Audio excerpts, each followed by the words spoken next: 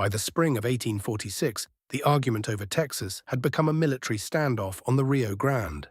Zachary Taylor's army had marched south from Corpus Christi and planted itself opposite Matamoros, a Mexican town that looked across the river at American tents, artillery, and earthworks. To President James K. Polk, Taylor was standing on American soil, enforcing the Rio Grande boundary claimed by Texas. To Mexico, the American army had advanced into disputed land and now threatened Mexican territory from the riverbank itself. The position Taylor built became known as Fort Texas. It was an earthwork, not a grand stone fortress. Soldiers dug, hauled, sweated, and built under the eyes of Mexican forces across the water. The fort mattered because it made the U.S. claim permanent enough to defend. A line on a map had become shovels in the dirt, cannon in place, and men under orders. In Matamoros, Mexican commanders faced a hard choice. If they allowed Taylor to remain, they appeared to accept the American claim. If they attacked, they risked giving Polk the war crisis he wanted. General Mariano Arista eventually took command of Mexican forces in the area. He was operating under pressure from a government that could not appear weak, and against an enemy whose orders were designed to force the issue. Taylor, for his part, was not a reckless commander by temperament. He was plain-spoken, stubborn, and practical. His soldiers called him Old Rough and Ready because he seemed less polished than many officers and more comfortable in the field than in ceremony. But rough simplicity did not make his position simple. He had to keep his army supplied, protect the fort, watch Matamoros, and respond to Mexican movement without losing the initiative. When news arrived that U.S. dragoons under Captain Seth Thornton had been attacked in the disputed strip, events accelerated. Polk would use the clash in Washington. On the ground, Taylor had a more immediate problem.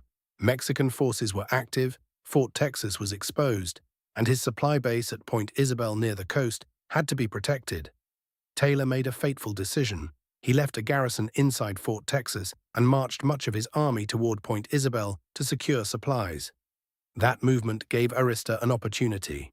Mexican forces crossed the river and placed themselves between Taylor and the fort. Fort Texas came under bombardment. The first campaign of the Mexican-American War had begun.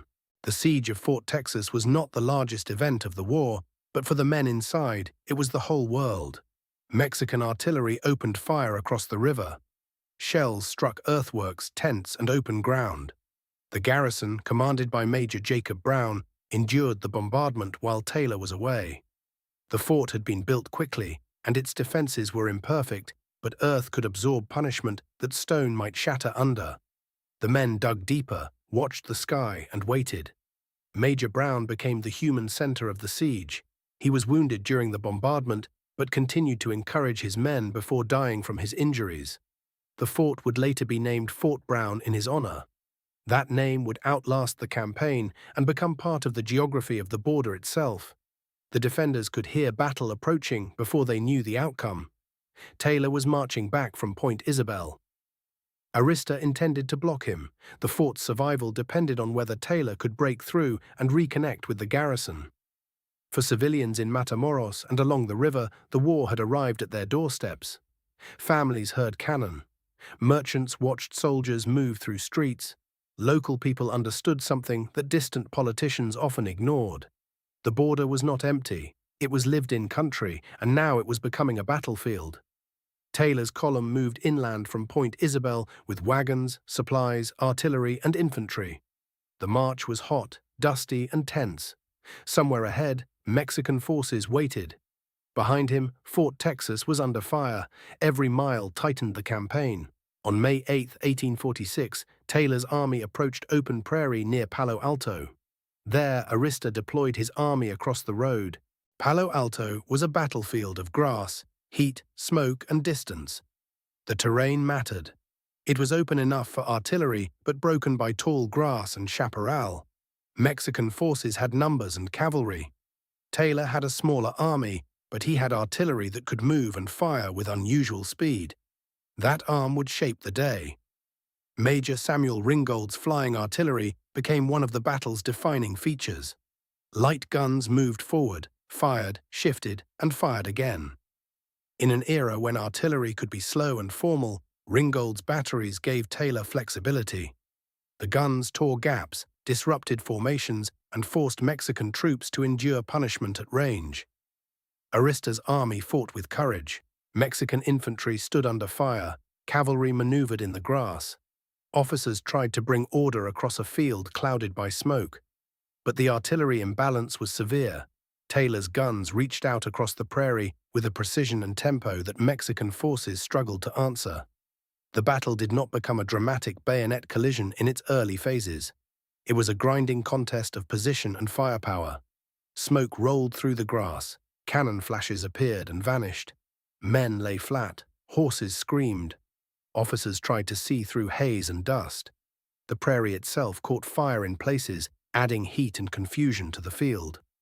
Ringgold was mortally wounded, turning the success of the flying artillery into a story of sacrifice. His name would be celebrated across the United States, one of the first battlefield heroes of the war, but the Mexican soldiers under his guns paid the more terrible price. By evening, Arista withdrew to a stronger defensive position at Resaca de la Palma. Palo Alto had not destroyed his army, but it had shown that Taylor's force was more dangerous than its size suggested. The next day, May 9th, Taylor advanced again. Resaca de la Palma was a very different battlefield. Instead of open prairie, the armies met in dense chaparral near a dry ravine. Visibility was limited. Units became separated. Command was harder. The fight became confused, close and violent in a way Palo Alto had not been. Mexican forces took position along the Resaca, using the terrain to blunt Taylor's advantage. Their artillery guarded the road. If they could stop the Americans there, Fort Texas might remain isolated and Taylor's campaign could falter. Taylor sent men forward through the brush. U.S. infantry pushed into tangled ground. Dragoons charged toward Mexican guns. Captain Charles May led a famous mounted attack that captured enemy artillery and seized General Romulo Diaz de la Vega. The charge became one of the iconic moments of the early war. Fast, risky, and easy for newspapers to turn into legend.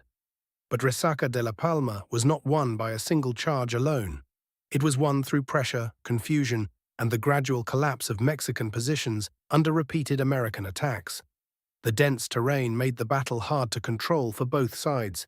Mexican soldiers fought and fell back. Officers tried to rally them. The road became a channel of fire and panic. Eventually, Arista's army broke and retreated toward the Rio Grande. Many soldiers crossed the river in disorder. Equipment, artillery, and supplies were abandoned. Taylor had won again. The victories at Palo Alto and Resaca de la Palma transformed the opening of the war. Fort Texas was relieved. Matamoros was exposed. Taylor's army had survived the first test and emerged with momentum. After Resaca de la Palma, Arista's position north of the Rio Grande became untenable. Mexican forces withdrew across the river and Taylor advanced toward Matamoros. The city had been the great Mexican presence across from Fort Texas. It had watched the American fort rise, watched the artillery duel, watched the road fill with soldiers and rumors. Now it faced occupation. Mexican troops evacuated. U.S. forces entered Matamoros in May 1846. For the United States, the entry into Matamoros looked like vindication. Taylor had been ordered to the Rio Grande, challenged by Mexican forces, and then victorious in battle. Newspapers celebrated. Polk's war message now had battlefield success behind it. For Mexico, the loss was bitter. The war had opened with defeat on the northern frontier. Yet Mexico was not beaten. Its army had withdrawn, not disappeared. Its government would continue the war.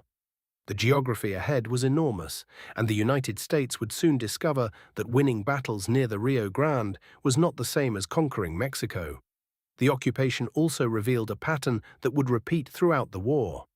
American armies would move through Mexican towns where civilians had to decide how to survive occupation, trade, fear, disease, and uncertainty. Soldiers might arrive speaking of honor and national destiny. Residents experienced requisitions, suspicion, disruption, and the presence of armed strangers. Taylor now had a base for further operations into northern Mexico. But Washington wanted more than security on the Rio Grande. Polk's war aims reached toward New Mexico and California, and soon toward the heart of Mexico itself. Zachary Taylor became famous almost overnight. Before the war, he was a career soldier, known more inside the army than across the nation. After Palo Alto and Resaca de la Palma, he became the face of American success. Newspapers loved his plain style. Soldiers respected his calm. Politicians saw his popularity rising. The image of old rough and ready mattered, because wars create public characters. Taylor's victories gave the United States a hero at the exact moment the war needed public confidence. His reputation would eventually carry him all the way to the presidency. But in 1846, that future was still hidden. For now, he was the general who had opened the road from the Rio Grande into Mexico.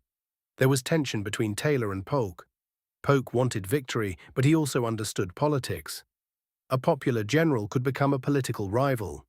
Taylor was a Whig by instinct, while Polk was a Democrat. The war was national, but the men directing and fighting it lived inside party politics. Taylor's army prepared to move deeper into northern Mexico. The next major target would be Monterrey, a fortified city surrounded by mountains. That campaign would be harder, bloodier, and more urban than the battles on the Prairie. Palo Alto had tested artillery. Resaca had tested close combat. Monterrey would test street fighting, siege decisions, and the question of how harshly the United States intended to wage war. Episode 4 closes with the United States holding the Rio Grande line and preparing to move deeper into Mexico. The opening battles had done several things at once. They relieved Fort Texas. They drove Mexican forces from north of the river. They gave Polk a victory narrative. They made Taylor a national figure. They convinced many Americans that the war might be quick and glorious. But the war was only beginning. In the West, U.S. forces were moving toward New Mexico and California. At sea, American ships watched Pacific ports. In Washington, leaders considered how far victory should go. In Mexico, defeat did not erase national resistance.